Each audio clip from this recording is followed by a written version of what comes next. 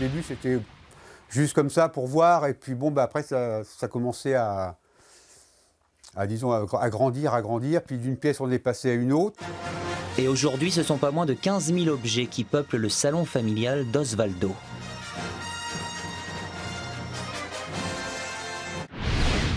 Cette passion pour la guerre des étoiles s'est transformée en un art très particulier.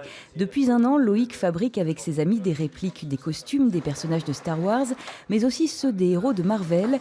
Il emprunte ses techniques à la carrosserie pour les parties résine. Il sculpte, il coud et il s'avère doué, au point qu'il a été contacté récemment par Universal Studios, qui l'a repéré sur les réseaux sociaux. Au milieu de la pénombre et de la pluie d'hiver, une maison illuminée, une porte qui s'ouvre.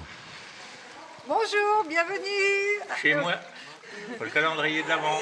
Un calendrier de l'apéro même. Merci Nadine, c'est super. Animaux, clochards, célébrités, anonymes de la rue, tout le monde passe sous le pochoir de ces 215.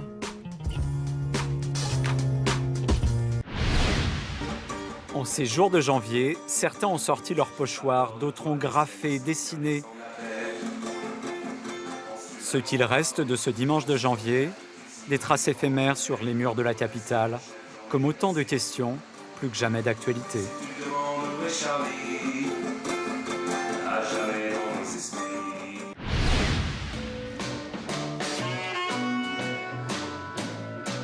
Sur une scène circulaire de 5 mètres carrés, les numéros s'enchaînent, mélangeant théâtre et cirque. La troupe du cabaret d'hiver est composée d'artistes venus de divers pays et de divers horizons.